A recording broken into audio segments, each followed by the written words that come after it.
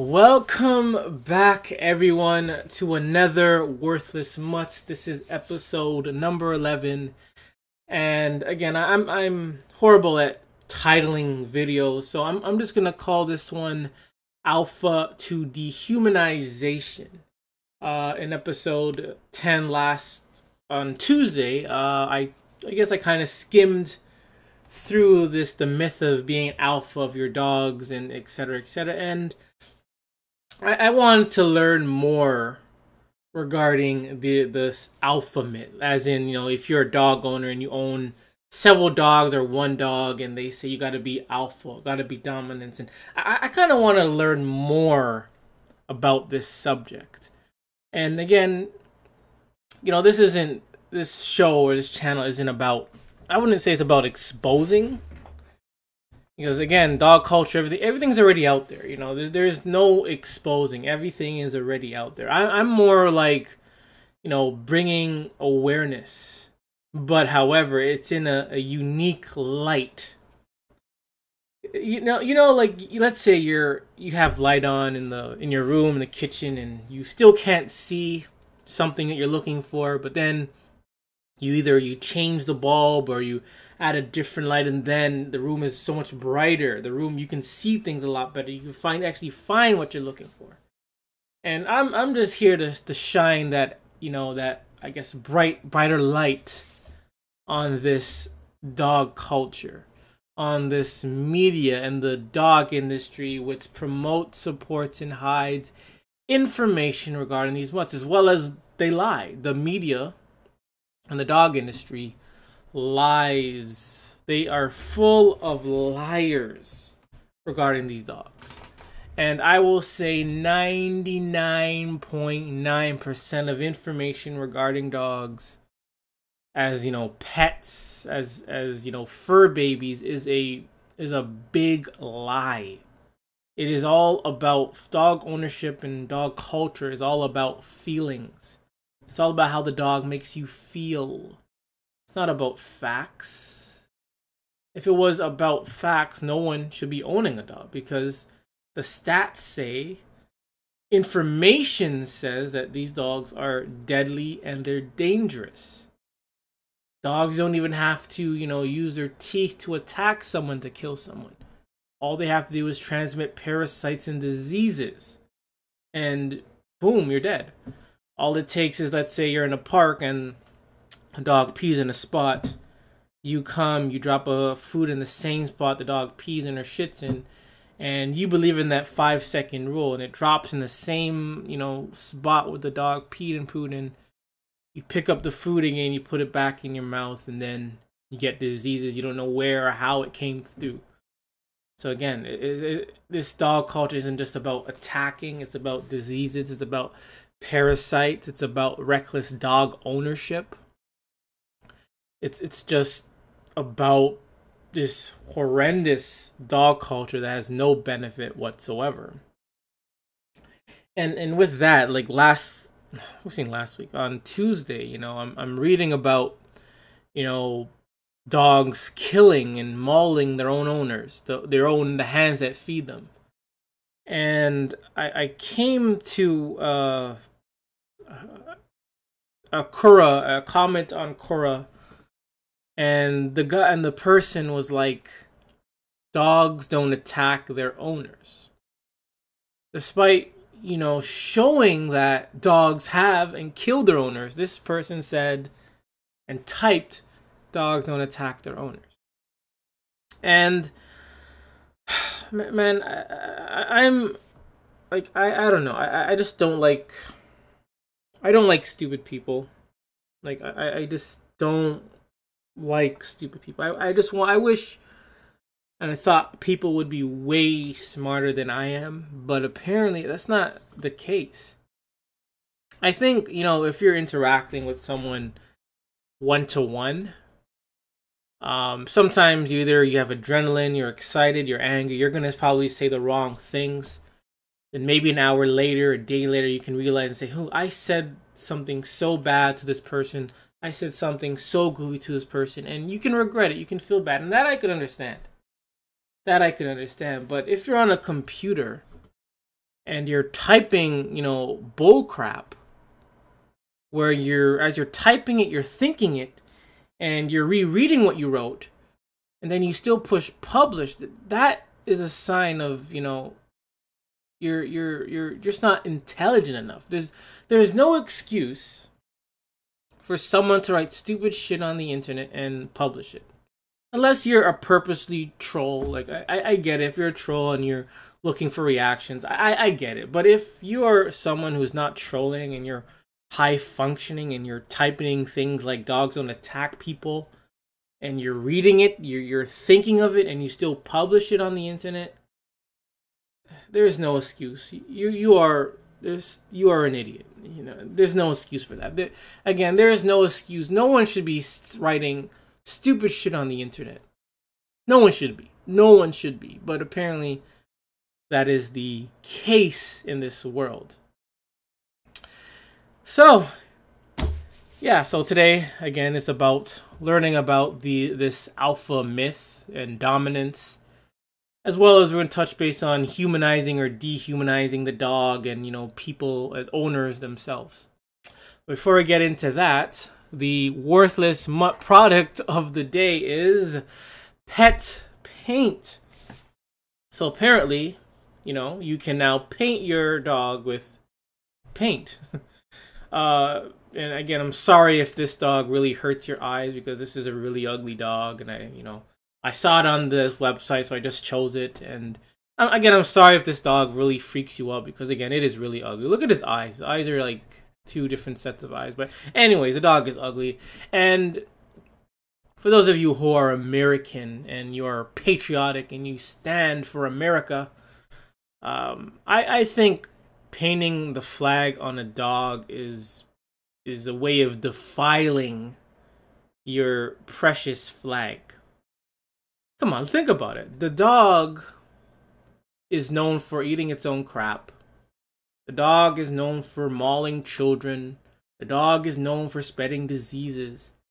And people who support America want peace and love and bravery and all that good stuff. But yet, they are willing to defile their flag by painting it on an ugly, worthless mutt. To me, that is again disrespect to your flag. I mean, if you are a downright patriotic American who really loves your precious country no matter what, and is willing to love and to paint your dog in American colors like this, you are disrespecting your own flag, and you are a hypocrite. Again, this dog is ugly, the dog is disgusting, and this is unacceptable. But anyways, the worthless mutt product is pet paint. So again, apparently you can now paint your pet. Sorry. Apparently now you can now paint your pet with pet paint, because again, your dog itself is not good enough. Anyways, so moving on. So as we're getting into this, the known, aspect or information regarding dogs is that dogs came from wolves. I believe that is partially kind of true. I'm only going to accept that a little bit. I don't think all dogs came from wolves. I mean, there's some that looks like wolves and have the same characteristics. But again, they behave different. But I don't think all dogs came from wolves. You can't look at this animal and look at the characteristics and say this created those ugly dogs. These animals are dependent animals, real animals who can survive on their own in the wild without human interference. They can hunt, they can live, they can survive, they know how to live in the wild. Domesticated dogs cannot do this.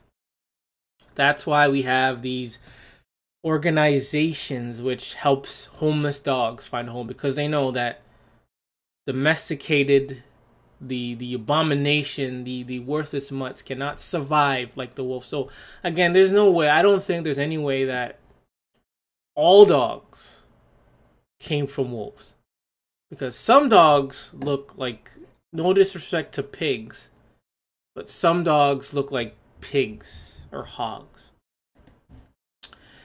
And I wanted to know, you know, I'm pretty good at using search engines, so I typed the question, can wolves survive alone? And the answer that I get, without even having to go onto other websites and look around, and the answer came as, all species and subspecies of wolves are social animals that live and hunt in families called packs. Although adult wolves can and do survive alone. Most wolves hold territories and all communicate through body language, vocalization, and scent marking. So there you have it. Wolves can survive on their own, even though most will be in packs or families. But apparently the worthless mutt, the domesticated dog, is unable to survive on its own. Even in the streets, even as strays, they cannot survive alone. Even if you take in a dog and you bring it home, the dog still is unable to survive. It can't, because again, you still have to provide for the dog. The dog cannot provide a single thing for itself unless it's terrorizing people. And again, I understand wolves can be a problem for people, but you know, it's not as bad. Wolves terrorizing people is not as bad as the worthless mutts doing it. And again, I was curious of, you know, wolf attacks. I wanted to know,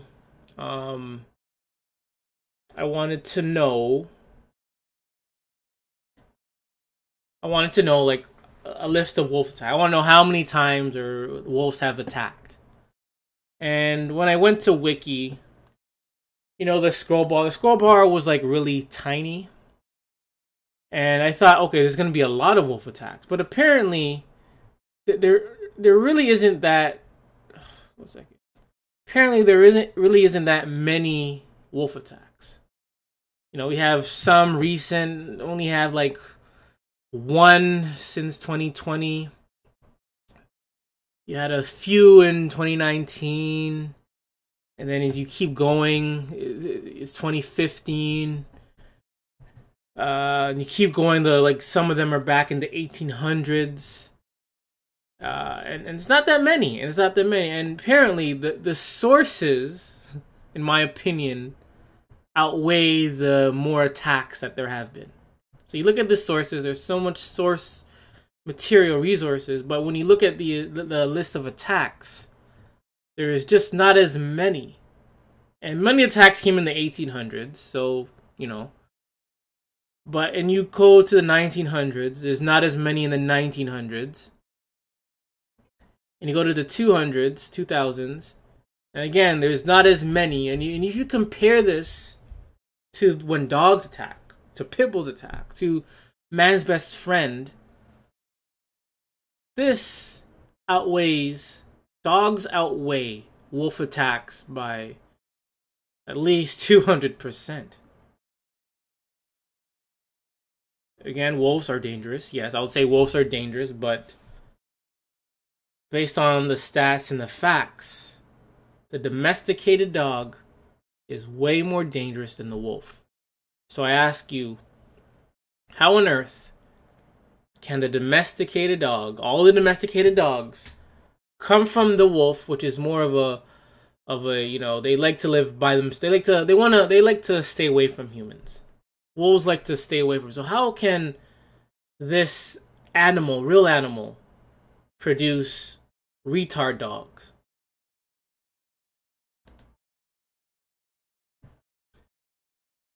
And I asked another question. Are wolves dangerous for humans? And the answer came back as, wolves in the wild usually do not pose a threat to humans. Wolves are very cautious animals that generally avoid contact with humans. And you cannot say the same about dogs, about the worthless mutt, the domesticated dogs. Even the dog lover, even the smartest dog lover knows that dogs are unable to survive without the interference of humans. And no other animal does that. Maybe cats, okay, but I'm not going. Okay, maybe cats, maybe the other animals, but again, dogs, man's best friend, the most intelligent animal, as they say, cannot survive on their own without human interference. So again, I want to know how these wolves produced the domesticated dog. There's something going on there. Someone or something is not telling us what really happened. Again, I don't think all wolves. Oh, I don't think all dogs came from wolves.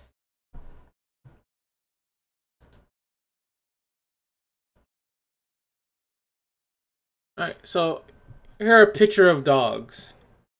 And some of them look very deformed. Again, like this one right here. It looks like it was breeded from a pig. No disrespect to pigs or hogs, but this one looks like a hog.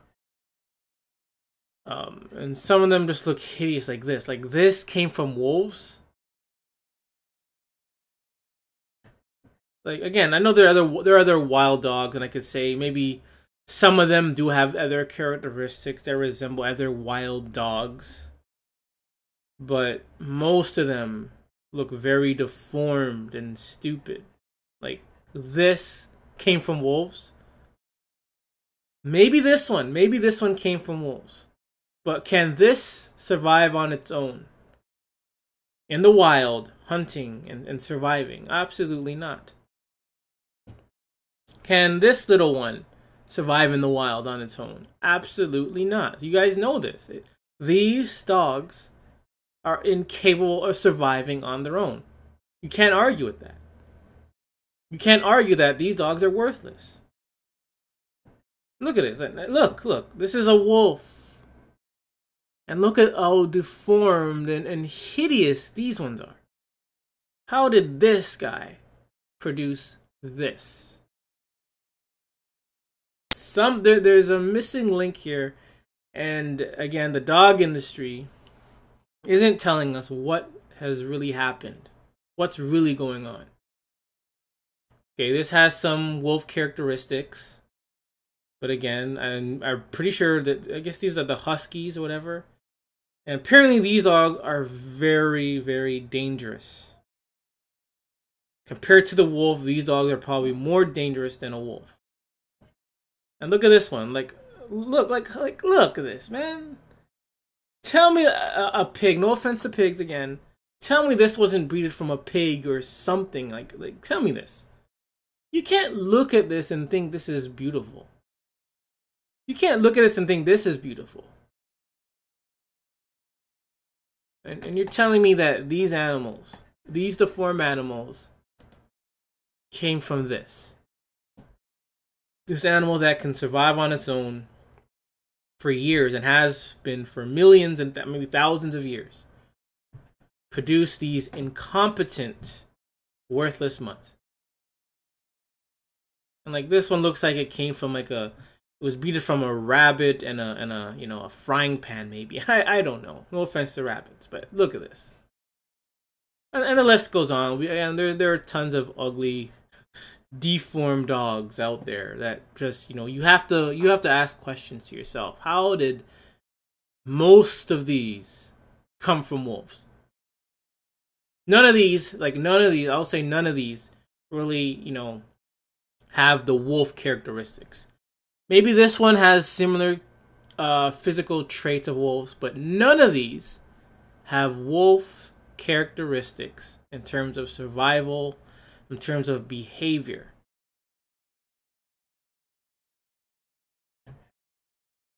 And another thing, you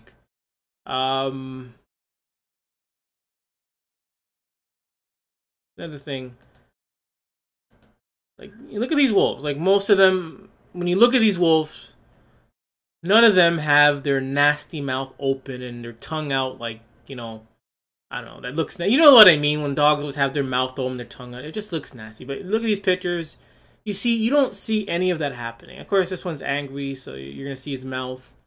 But overall, their mouths are closed, they're not showing off their tongue and whatsoever.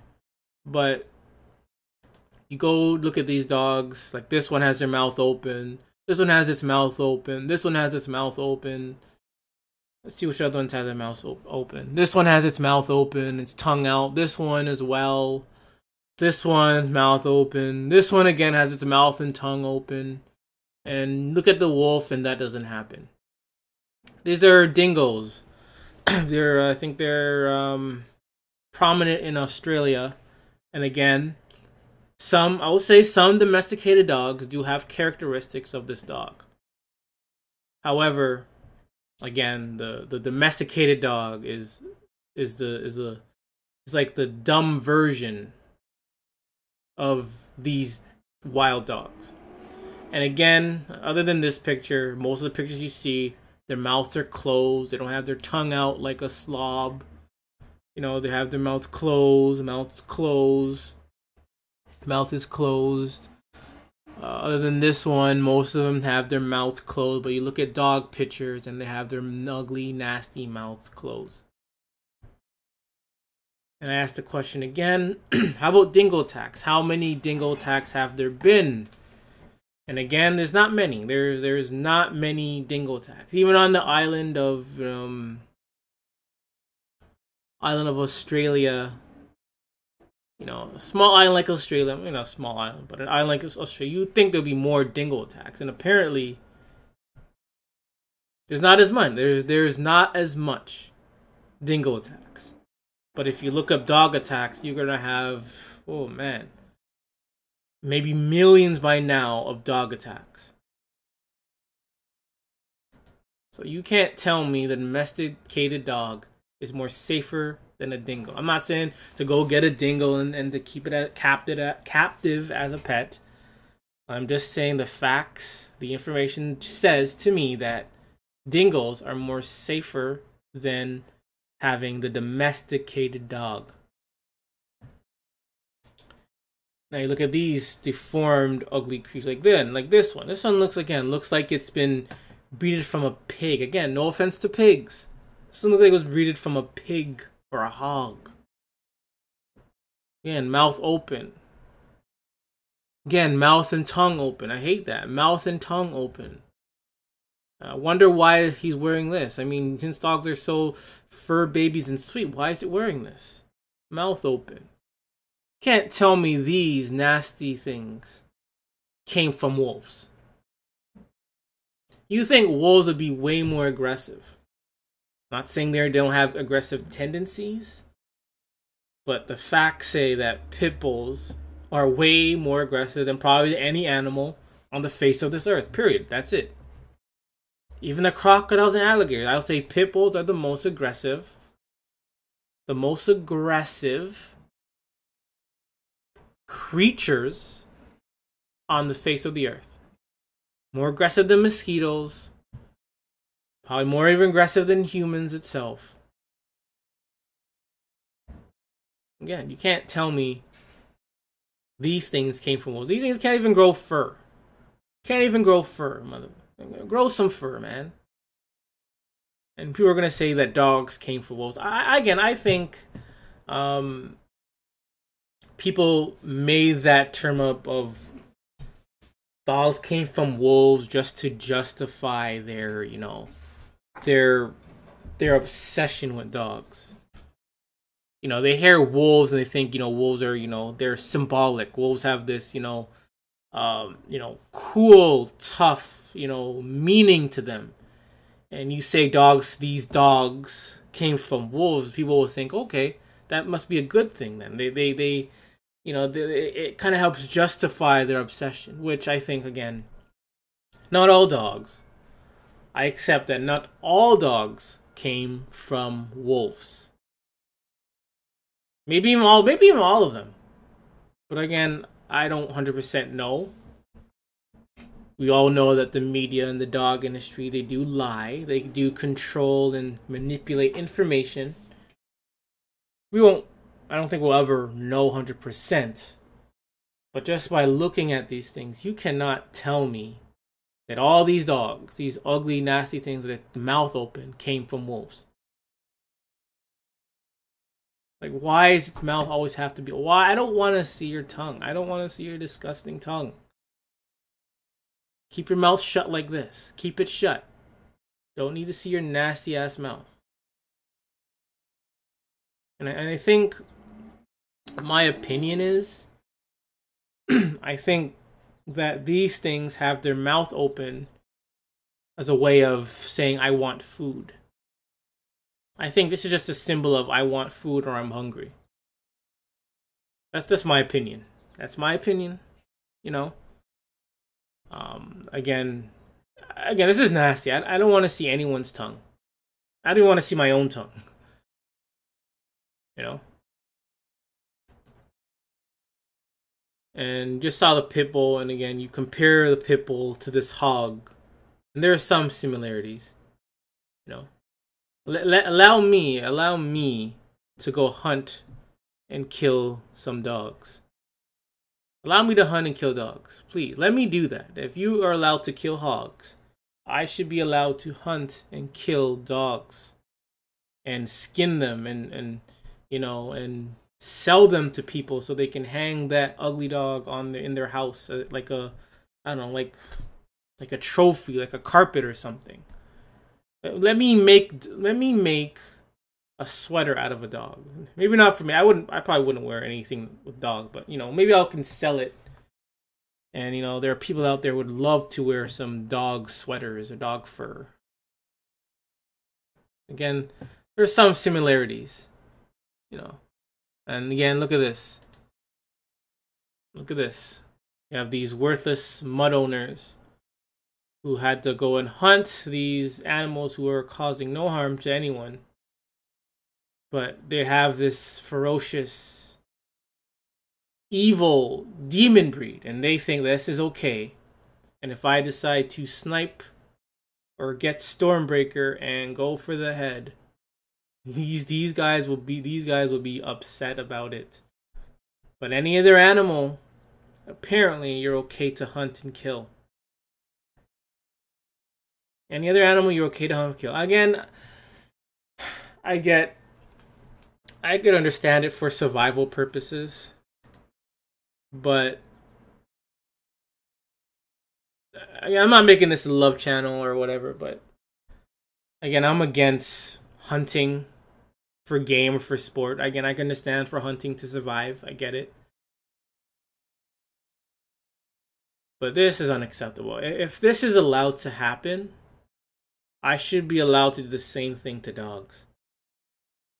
I should be allowed to do the same thing for dogs. It's unacceptable. Alright, moving on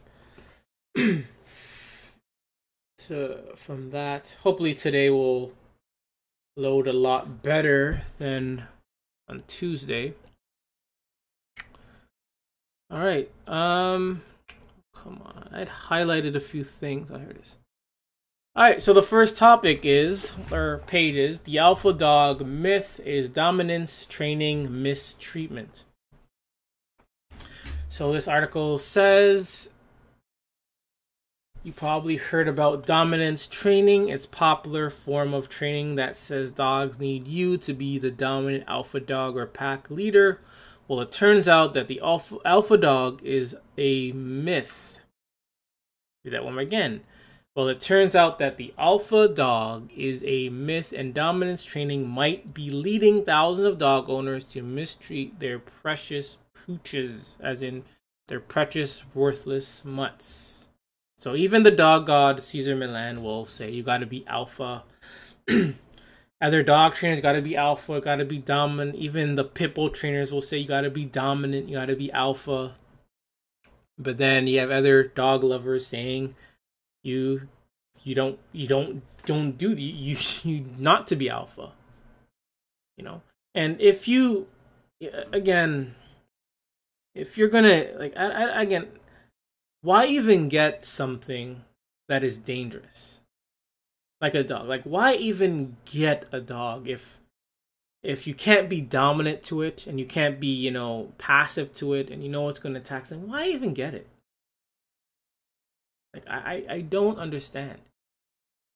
And they add, again, here they add, the alpha dog myth arose when researchers observed wolves in an enclosed habitat and found that one wolf became a pack leader, demanding to eat, mate, and meet his needs first, while the rest of the pack recognized his dominance. So again, I believe that these things came from desperate dog lovers wanting to sell the dog. They see the wolf as this symbolic creature, and they know dogs are slob, disgusting, dependent, worthless. So they use the wolf theory as, you know, dogs came from wolf to sell the dog.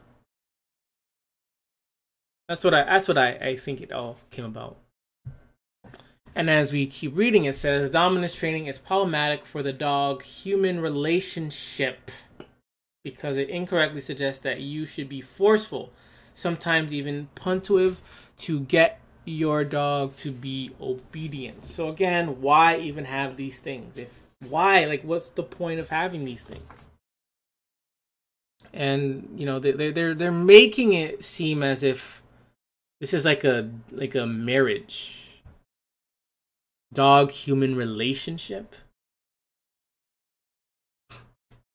Like, make it seem like it's a marriage. And then we have this picture of 4, maybe 5 worthless dog lovers, you know, desperate since they are unable to, I guess, brainwash their dog. They have to spend thousands upon thousands for a dog trainer just to tell them what to do so they can tell their dog what to do. So they're paying someone else so their dog can be a good slave. That's how I look at it. Again, like, what is the point of this? Like, looking at this, like, what is the point of this? Why are these people wasting their time and energy on a dog? Let's say this is a good trainer and their dog becomes one of the best obedient dogs. Okay, what does it offer though? What is the benefit? I could say, you know, the benefit of a disobedient mutt is to make this person money. That's all I see. And they continue to suggest that first you learn to understand your dog. Reading your dog's body language and cues is essential to communicate. Again, we will never fully understand dogs. There are countless times where the dog out of nowhere will just attack you or do things for no apparent reason. They want you to read a dog like it's a book or something. And again, these dog lovers, this dog industry is dumbing down these people. What's the point of this? I don't understand. And it will help express your desire to your dog more. Look at, again, they're making this seem like a marriage. Look at it. And it will help you express your desires to your dog more effectively. The next is to provide positive reinforcement and structure. If a dog acts properly, they get a reward, as in they get food. If not, there is no reward, as in they don't get food. Until the desired behavior is achieved, this training method builds trust, leadership, and communication between humans and their pups. Again, they're making this seem like it's, you know, it's human to human, you know, relationship. And this just looks so nasty and disgusting. Looks so nasty. This all looks so nasty. Alright, so this page is called Debunking the Alpha Dog Theory. So we're going to see what this website has to say regarding the alpha theory. So they open up and say the alpha myth. So here we go again. They say the alpha myth is everywhere. Google alpha dog and the internet, you get more than 85 million hits. So again, dog culture is about feelings. It's not about fact. It's like no one debates the color blue. No one debates that water is wet. No one debates that it snows in America or Canada, wherever. There's no debate. This dog culture is all about feelings and what you want. It's not about what it is. It's about what you want. So what you want to feel. How the dog makes you feel. And they add instructing you to use. They add, books, blog, television shows, veterinarians, trainers, behavioral professionals. Instruct you to use force and intimidation to overpower your dog into submission. I, for one, if I had to choose between dominance and, maybe being passive, I would think dominance is the most effective when it comes to these worthless mutts. I think if, again, you give a dog an inch, they're going to take a mile. And I think, being dominant and using force shows that, tells a dog that you cannot pass boundaries. And this is what I think is wrong with dog culture. This is why I think there's so many bad dog lovers out there who have just no responsibility whatsoever, because they supply a passive, relationship with their dog. And I think, again, if I had to choose, I definitely think dominance is probably the best. Being physical and forceful with these mutts is probably the best. Because these dogs only learn through pain and through food. And even if you give it food, it may not work all the time. But if you are dominant, if you are physical with these worthless mutts, and, tell them, again, dogs react to pain. Some of them don't want pain. And once they feel pain, they're going to run away and blah, blah, blah. Again, I think dominance is the best way of controlling and brainwashing these worthless mutts. They're all wrong, every single one of them. Schenkel's observation of captive wolf behavior were erroneously extrapolated to wild wolf behavior and then domesticated dogs. It was postulated that wolves were in constant competition for higher rank in the hierarchy, and only the aggressive actions of the alpha male and female held contenders in check.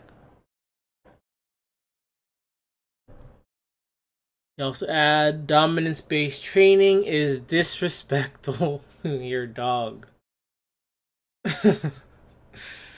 Oh boy. And I ask you, do dogs respect people? Do dogs have the ability to respect people? I mean, I can say birds, the rabbits, the squirrels have respect for people because once you go near them, they run away. They stay far away from you. Raccoons, they will stay far away from you. Deer, they'll stay far away from you. But dogs have no regard, no respect for human whatsoever. The moment you walk out of your house and there's a stray dog, the dog is going to either approach you, attack you, or wants to take your food. Perhaps the most advocate of the alpha dog theory is the dog god Cesar Millan. Alright. So this person says, also initially trained dogs for the military prior to his civilian dog training career, and his writings advocated techniques that included hanging, helicoptering a dog into submission into unconsciousness. For example, to stop a dog from digging, Kohler suggests filling the hole with water and submerging the dog's head in the water-filled hole until he was nearly drowned. So back in the early days of this dog culture, when they were training dogs, they used very physical methods, torture methods of teaching the dog what to do or not to do. So for instance, if they didn't want the dog to dig, they would fill the hole with water and they would submerge the dog's head before it's about to drown. And again, I guess that will help condition the dog to not dig.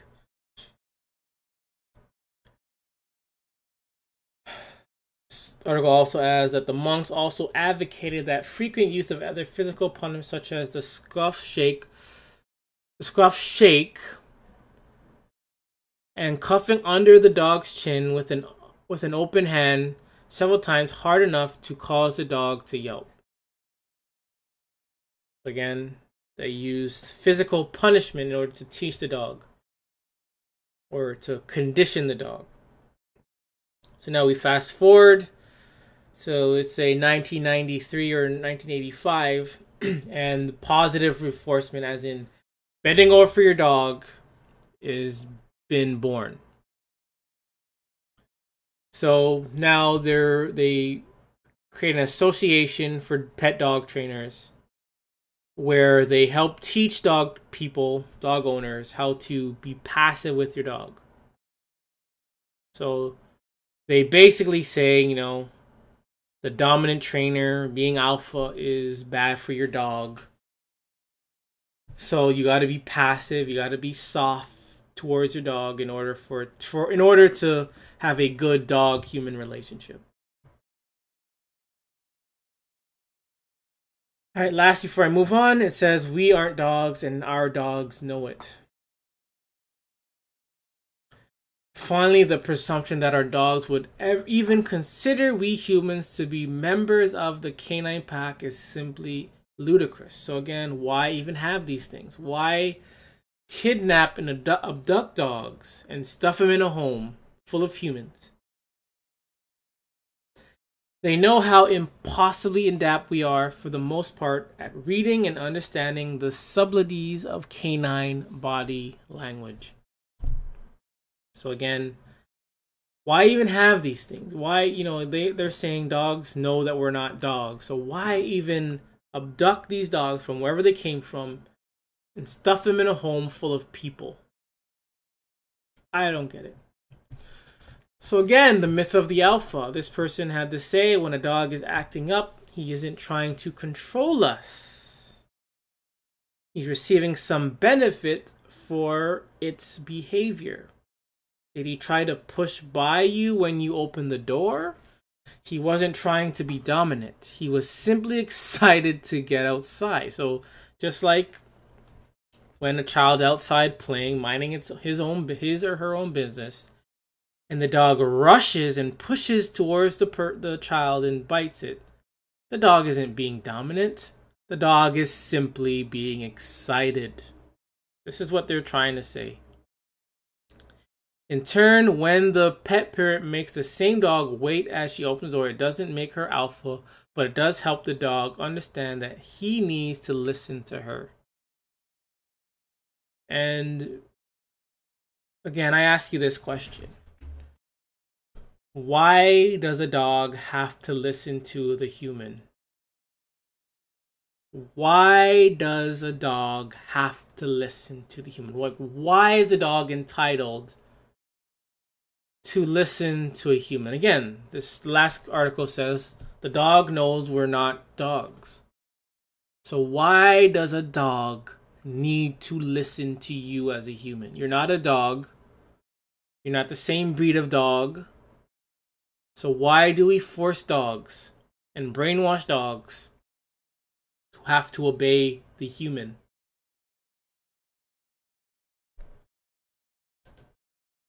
Now, check this one out again. This one's of the myth of pack training. Thought I highlighted a few things. Anyways, and it says, it's going to read the titles. It says dogs are social animals, not pack members. So they're basically telling us that even when, I guess, you have a bunch of stray dogs together, there are no pack members, basically. Dogs basically operate on their own. They just operate on their own. There's no pack leader. There's no one that's ahead of them, basically. They say they don't collaborate like wolves, and just like I said at the beginning, how the heck do these domesticated dogs come from wolves? They share no characteristics. Most of them do not share any characteristics of a wolf. These domesticated dogs, again, they cannot survive. They cannot survive alone. And that's why they say dogs don't collaborate like wolves, because dogs are the worthless dogs of this dog, of dogs. They're uniquely social. Traditional trainers focus on dominance. Again, these dog lovers want you to bend over for your dog. They want you to treat the dog as if it's your child. I think both dominance, and I might be contradicting myself, but I think both dominance and being passive both are just pointless. It's just a waste of time. I personally think that we don't need dogs at all. And I still want to know, why does a dog have to listen to us? Teach them, don't train them, they add. And they conclude, dogs are our friends and companions. And I ask you, why though? Has a dog ever said you're its friend or companion? Because they choose to be loyal, not because we dominate them. And they're saying dogs choose to be loyal. I don't think dogs choose to be loyal. And again, it goes back to brainwashing, conditioning the dog. They don't choose to be loyal. Dogs don't choose anything but to attack and to cause problems. You didn't have to train the dog. You didn't have to go to these dog trainers to have your dog be loyal.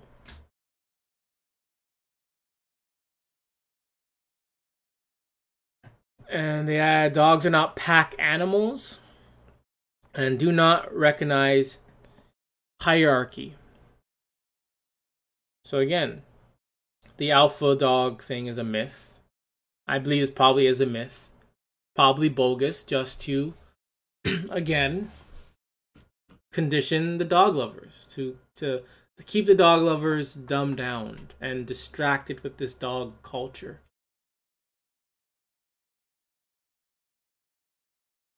Again, my as I said, when you're talking, you may say something wrong or stupid. But if you're going to type things like this and reread it, and you still post it and publish it, then you are an idiot. Dogs do not choose to be loyal. Dogs do not choose to be loyal. You have to train the dog to be something. You have to use food. You got to get trainers to train the dog. And then when the dog isn't listening to you, you think, oh, it's my fault. I'm the bad person. I'm guilty. But the reality is the dog is not entitled to listen to you at all. The dog doesn't have to listen to you. The dog does not have to even be in your house. You are the one that puts and chooses the dog where the dog goes. You're the one that puts the fence up, locks the doors, locks the gates, chooses when the dog walks, chooses when the dog shits. Dogs are not loyal. Get that out of your head. Dogs are not loyal. Dogs do not choose to be loyal. It's like a slave. You condition a slave. You train the slave. And you say the slave chose to be loyal? There's a story about an elephant. I might have said this before, where you tie a baby elephant up to a stick or to a post with string. Since that baby elephant is too weak to roam around, it's gonna stay in the same spot. Then once the elephant gets big enough, and you remove the string from the elephant, or keep that tiny string on the elephant will remain in the same spot. I ask you this, did that elephant choose to be loyal to that spot?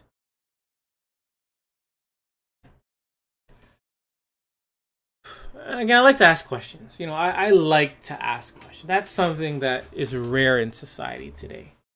We're only trained to answer questions in school, but we don't ask questions. And when we do ask questions, you have dog lovers, people like dog lovers and face maskers, you know, criticizing you for asking basic, simple questions.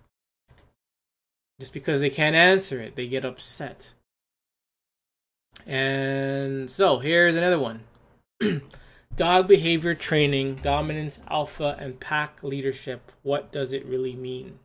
I'm just going to go through some of the myths of this dog culture and being a pack leader. So number 2, this one says, myth, a tired dog is a good dog. This one adds, your dog should wait while you pass through doorways before your dog. So your dog should wait while you pass through doorways before your dog. And they say this is a myth. So instead of showing who's the boss and who runs things, they want you to be passive. And they add, dogs should be taught nice manners at doorways. How do you... Oh my god. And they're treating dogs like people. How do you teach a dog manners? Like, what is manners in terms of dog? You know, like they're acting like as if a dog is a person. Dogs don't give a damn. Stray dogs don't give a damn. Dogs don't choose to be loyal. They don't choose to have good manners. You have to, again, teach, train, condition, brainwash dogs to have manners. The myth is, eat before your dog. This shows him you are his alpha. They add, dogs are scavengers by nature.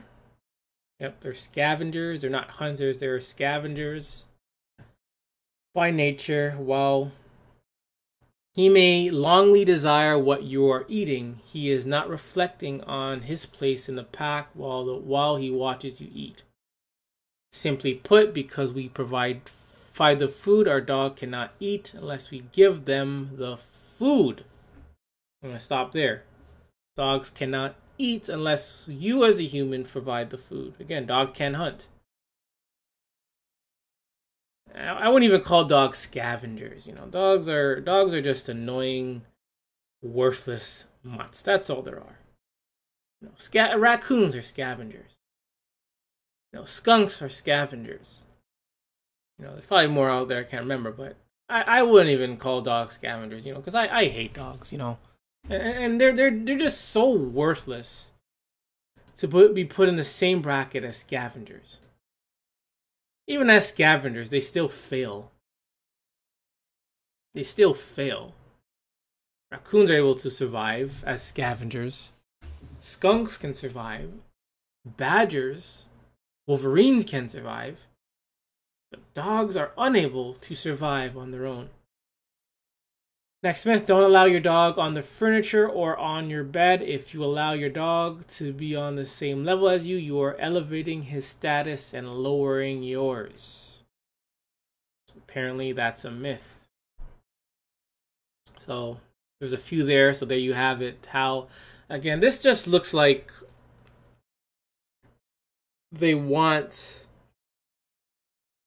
dog lovers to humanize their dog. Treat the dog like it's a child.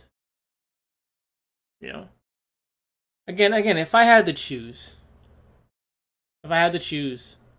I would think being dominant,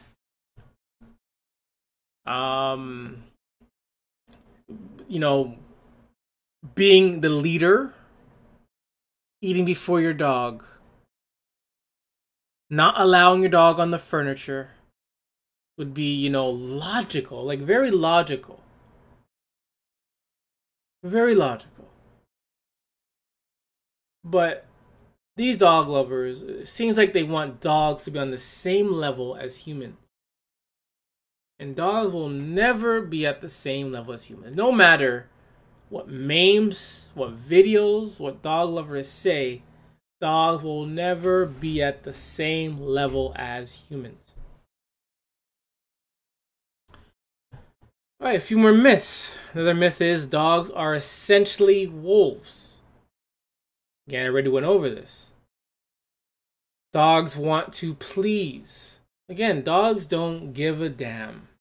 All dogs care about is eating and attacking. And annoying people. Being reckless. Dogs don't care about pleasing.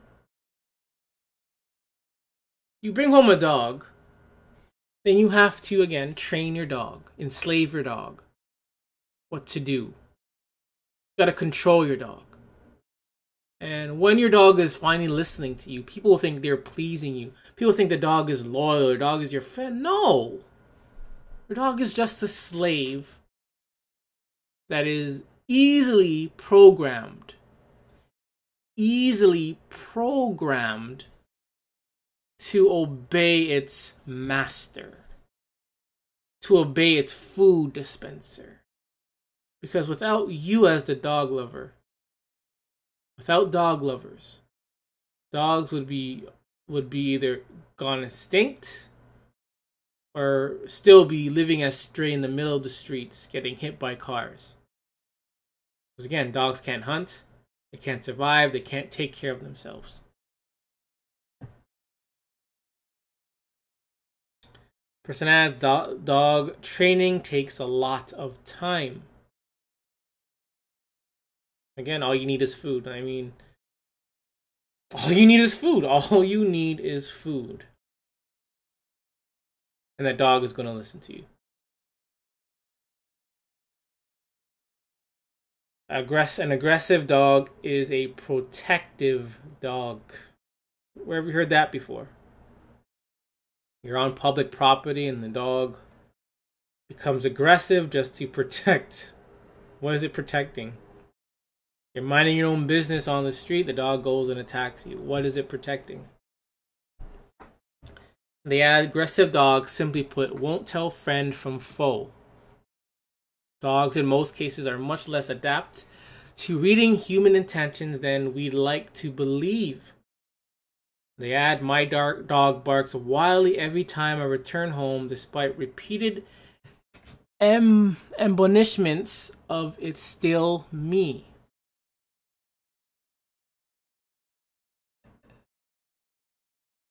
Admonishments of it's still me.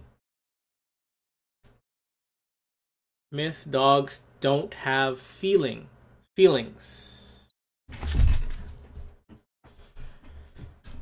Again, I don't think dogs have feelings at all. I think dogs are more instinct driven. They're more impulsive. They just do things because they're just worthless. I don't think most real animals even have feelings either. They go on instincts. Maybe they do have feelings. I don't know. I don't understand animals as, you know. We will never fully understand animals. You know, we just see things and then we just assume and add things that may or may not be there.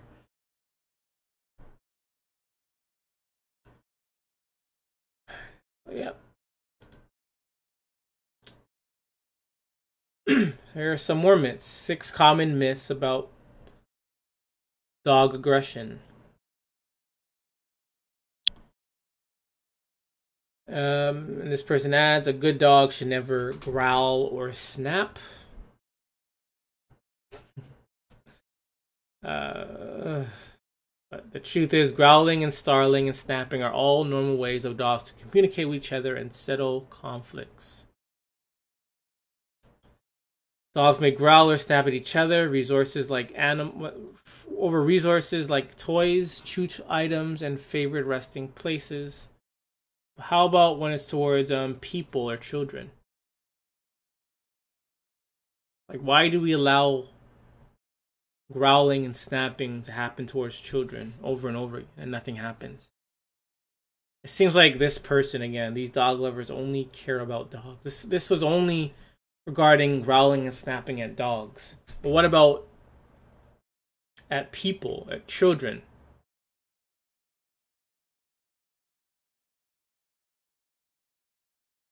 Most dog aggression is caused by dominance. Instead, most aggressive behavior towards humans is motivated by fear and anxiety. So here we go. Here we go. They're just downplaying it again. They're creating things that are probably not even there, just to, you know, support these dogs. So if a dog is aggressive towards a 3-month-old, it's because of fear and anxiety? Even if it is, let's say it is, why even have these things? Why even have these things near your 3-month-old baby? Why have them in the same room, in the same house, in the same world, in the same community, in the same neighborhood, in the same city? Why? These dogs can get anxious and be fearful so easily. Then the best thing is to probably not have them. Yeah, dogs should always be punished for growling or biting. So if a dog bites, they basically want you just to ignore it. Just ignore it. Just like all the other Pitbull lovers who, when their dog bites, they ignore it. They act like nothing happened and they go along or throughout their day.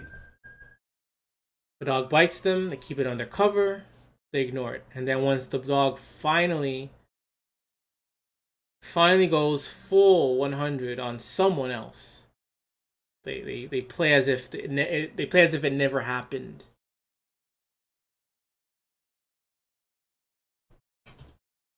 Again, I'm all for not having dogs, period. So why have these things if they're known to be aggressive? What's the point?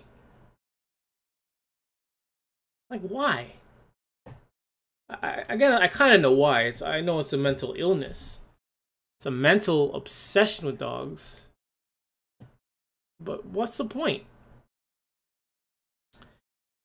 Alright, here are a few more myths regarding the dog, such as dogs eat grass when they are sick. Dogs let you know when they are sick. Another myth: dog mouths are cleaner than humans. I'll touch a little bit more on this one in a second. Dogs lick to heal.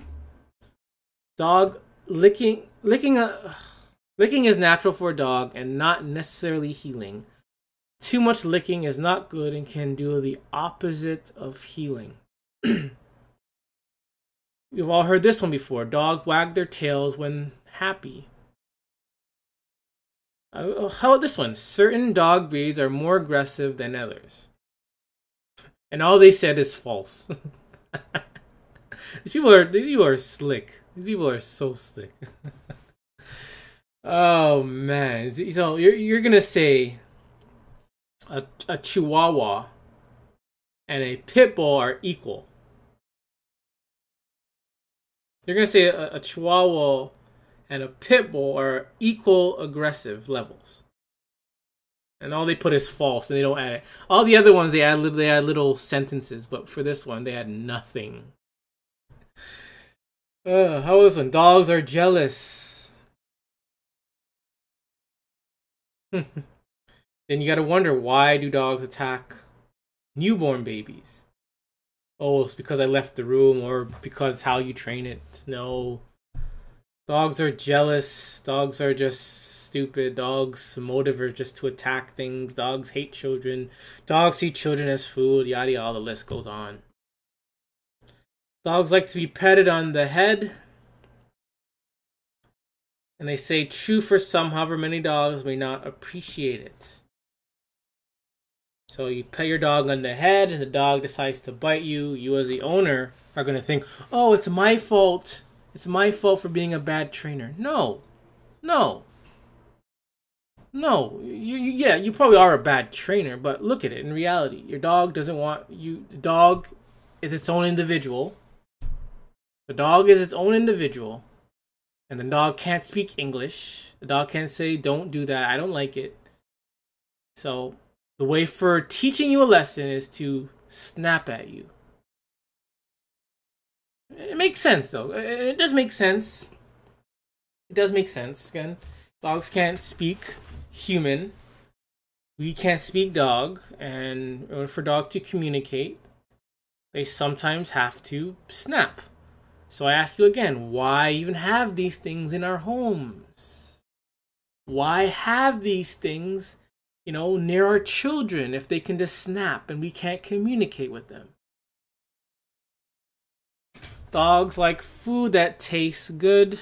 Again, dogs will eat anything. Doesn't matter. They eat their own crap. Apparently, they eat grass. They even eat people. They eat other dogs. Dogs will eat anything. There is nothing dogs won't eat. And I went over this before. Dogs even ate needles. Dogs ate, toys. Dogs ate cements and jewelry. We went over this. Dogs will eat anything. Right? I know over an hour. Again, I'm trying to talk less as much as possible, but sometimes I just talk way too much about things. But I promise the next one on the next video, I'm going to talk a lot shorter regarding these mutts. Alright, so here we are. I guess these are more dog myths. And they say dog mouths are cleaner than human mouths. And this obviously had to come from a desperate, worthless dog lover who was mentally obsessed with dogs and probably hates people. And they add the idea that dogs' mouths are cleaner was probably surmised by the fact that dogs lick their wounds and sometimes heal faster because of it. I think otherwise. In reality, if wounds heal faster after a dog lick, that's because its rough tongue has been removing dead tissue and simulating circulation like a surgeon would debride a wound. On the other hand, licking wounds can sometimes cause more harm than good by introducing bacteria and irritating the wound. So there you have it. So people who think dogs' mouths are cleaner should think again, because we all know what dogs eat. And apparently if a dog, licks its wounds, that bacteria is now transferred into its mouth. And now you're going to have the dog owner, the dog owner bend to its knees and make out with this dog mouth to mouth. That's what dog lovers do. And this is what dogs do. They lick their wounds, they eat crap, and that diseases and the bacteria gets transferred into their mouth, and their dog owner is going to make out with their dog. How about this one again? Or just in the last page where it says dogs eat grass to make themselves vomit. And they said it's true that dogs will often throw up after eating a lot of grass. Probably because they simply like it. Well, again, dogs eat anything. There is nothing a dog wouldn't eat. There is nothing a dog won't chew up or eat or swallow. There's nothing. So grass to me is like, it's whatever. But they will eat their dog will even eat their own vomit and their own crap. And their owner will get on their knees and then make out with their dog. Then they want to go wear face masks to be safe, but yet they're willing to make out with their dog. Alright, and they also say wagging tail means a happy dog, which is bullshit. And I ask you this. If a dog wags its tail because it's happy. So if a dog is attacking someone for no reason, it's wagging its tail, does that mean the dog is happy to be mauling that person? Come on, something to think about. So this article is about humanizing dogs, basically. I know it says pets, but we're gonna say dogs for the sake of argument. The rise of pet parents as the rise of pet parents as the rise as the number of kids per household decline, the number of pets is increasing. So again, most people who get dogs like later in their life is because something in their life is going wrong, or either because they are lonely. You know, your kids leave the house, you get divorced, you're all alone in the house, you start to hate people. What do? You decide to get a dog just so the dog can bow to you. Just so you have something to make out with, something that won't, leave you. So you get a dog because people say dogs are loyal. So again, it's all brainwashing. It's all a big brainwash hoax.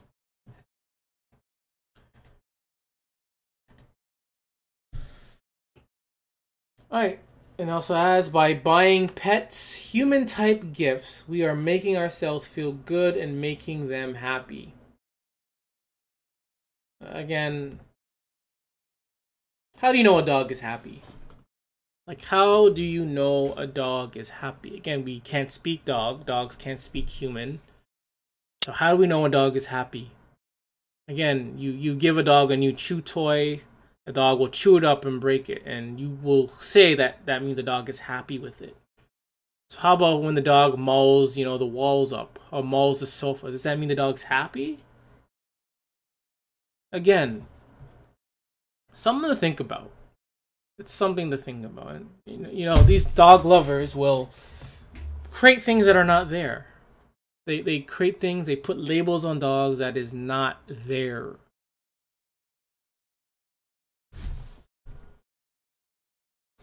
They also add why dogs need discipline.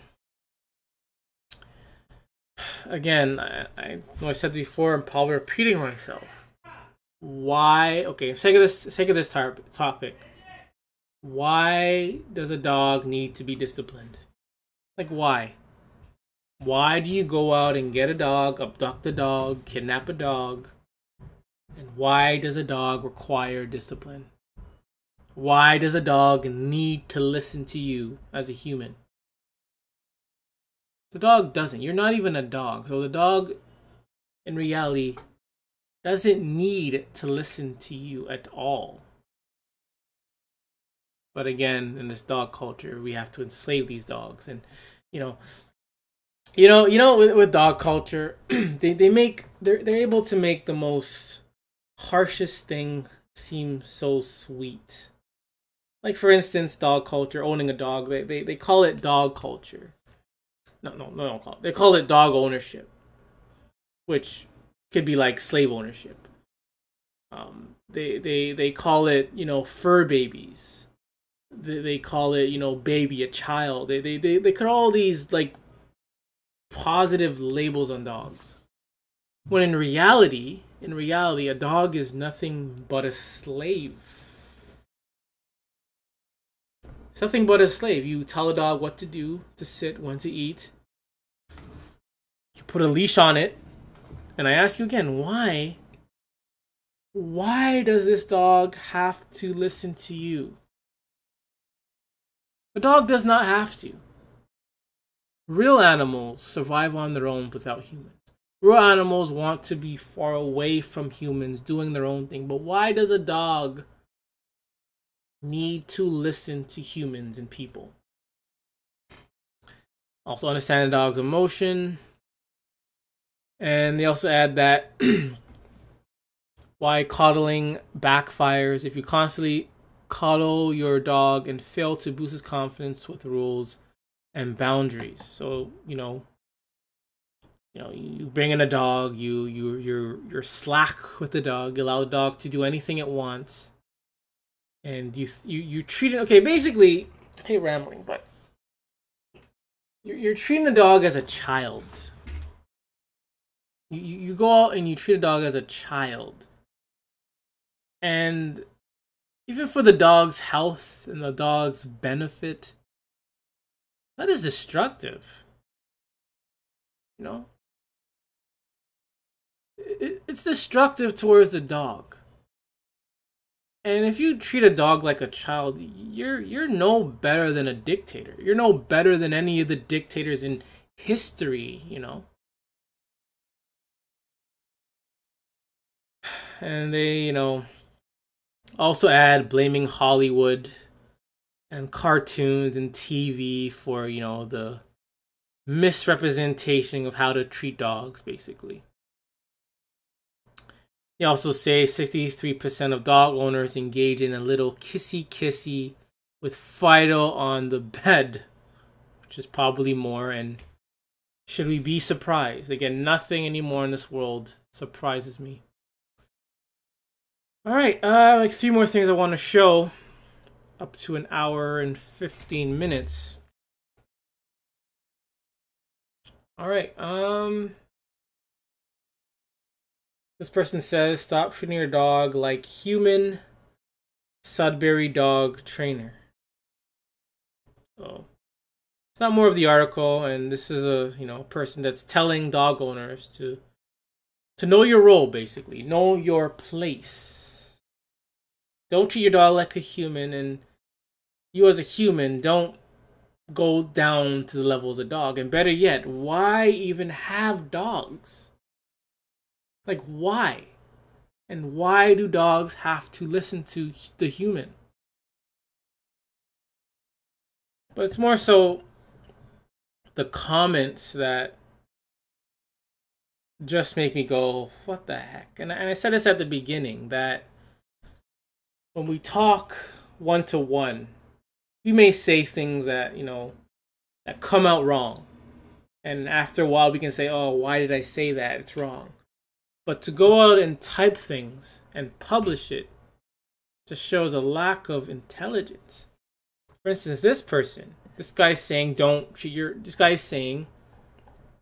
not treat your dog like a human. And this person says, I disagree. I never met a dog I didn't like. I can't say the same for people. So obviously, this person has a lot of issues, a lot of social issues, probably bad experiences with people, wasn't taught anything, and, you know, all it knows is dogs, and that's what happens. You know, you grow up, you're not taught anything, people around you are not taught anything, so therefore people are rude, they disrespect other people. So what do? You get introduced to dog culture. You see it on the cartoons, how the dog is loyal, listening, is cool, it's calm. So you go out and you get a dog, and you brainwash the dog. And the dog, you know, you put the label on it as the dog is being loyal to you, as the dog loves you. The dog is this. Well, it's all bullcrap. It's all bullcrap. This person adds, I have had many dogs, and sometimes I think they are sometimes more human than some human beings I know. This person got 5 likes, 5 thumbs up. How do you say this? How can you type this? No, typing is one thing. But how can you submit this for the whole world to see? And I bet this guy 7 years ago didn't expect that someone like me would call on his bull crap. How do you do this?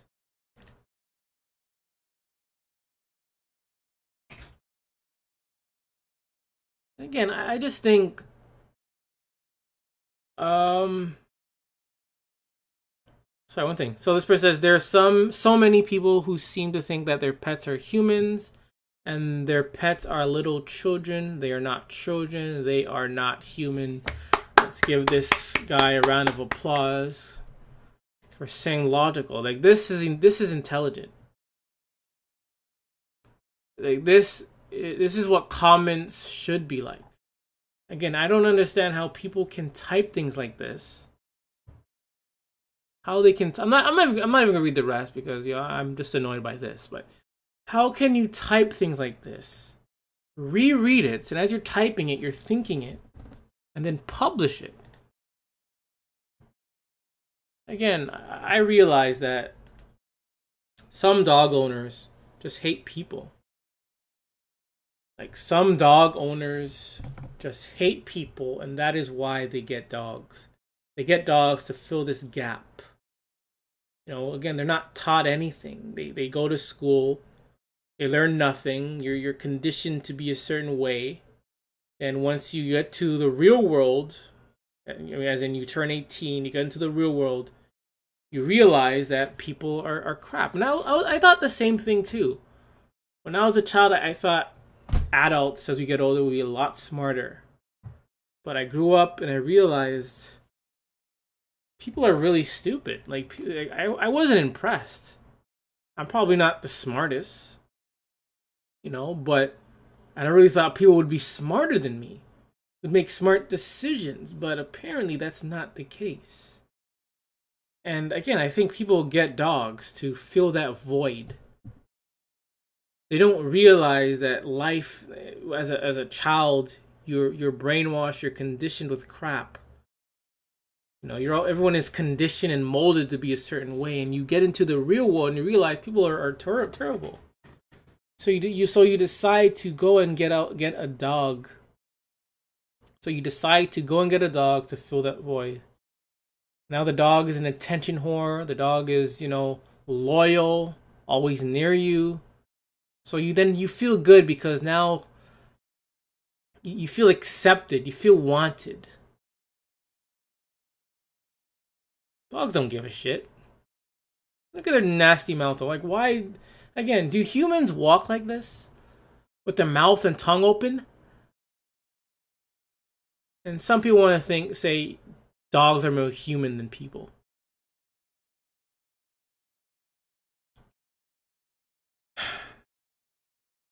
This person says, do treat your dog like a human. So apparently this article wants you to treat a dog like a human. So this person says, do treat your dog like a human. I believe pet owners can relate to pets by attributing certain human characteristics to their puppies and dogs. Same, I've been like, and I've been saying this. I said this in the last 2 videos about the imaginary friend.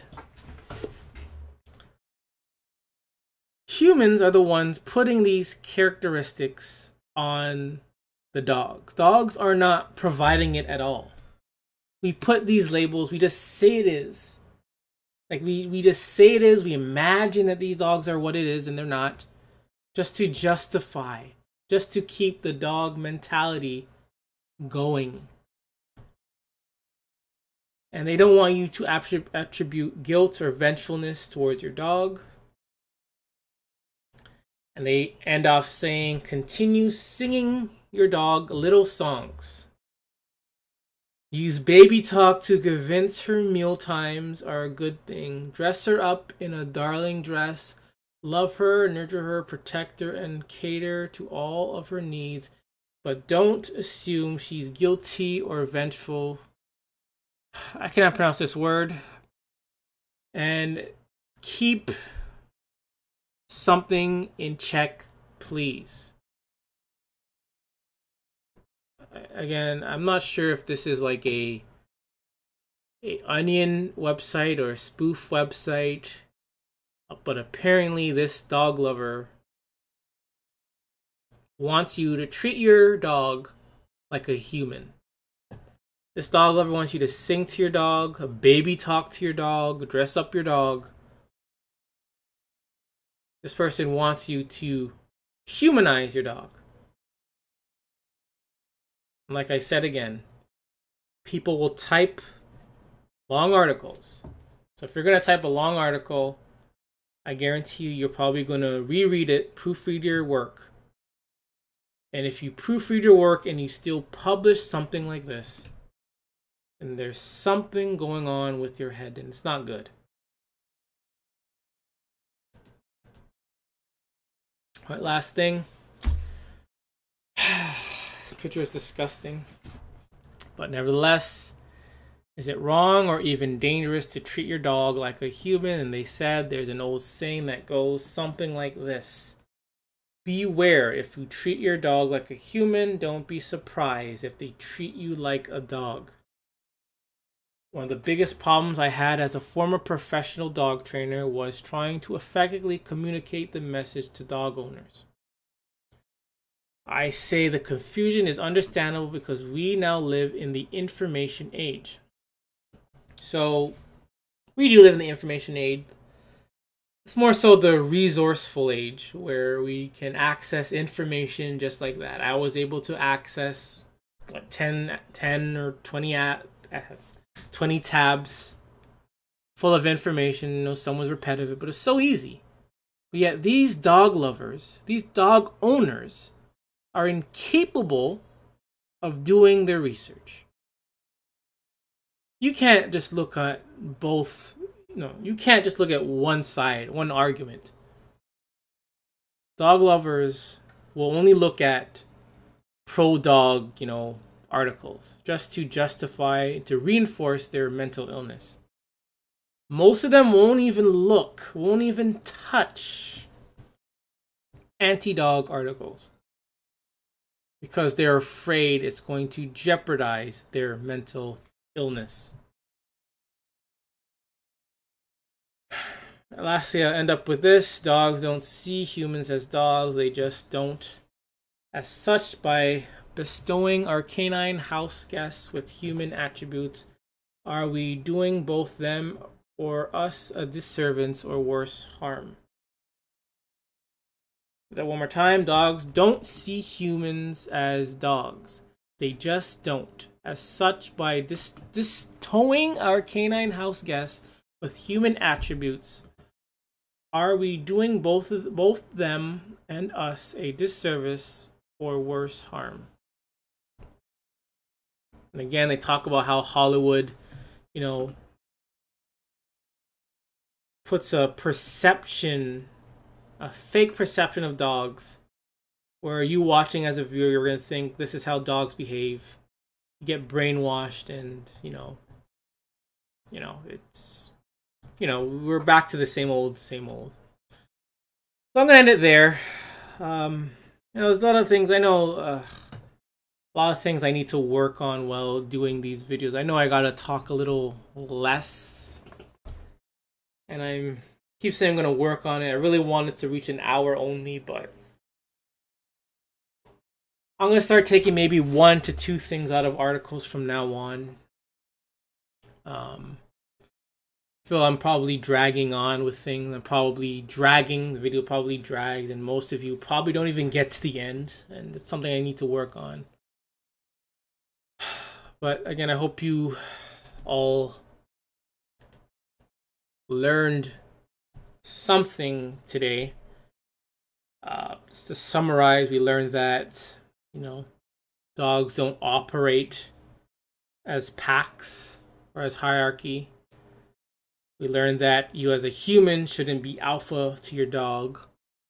We learned that humans are humanizing dogs and that, apparently it's okay to humanize your dog. And we learned that wolves are safer animals to be around than dogs themselves. We learned that wolves are, they can survive on their own. Dogs can't. We learned that not all wolves live in packs or families. We learned that these wolves and their wild dogs can keep their mouths shut without having to show off their tongue.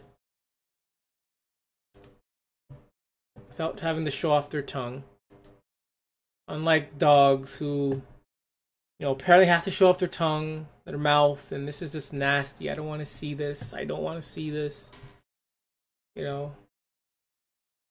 don't want to see this at all. I don't want to see their tongue. I don't want to see their mouth.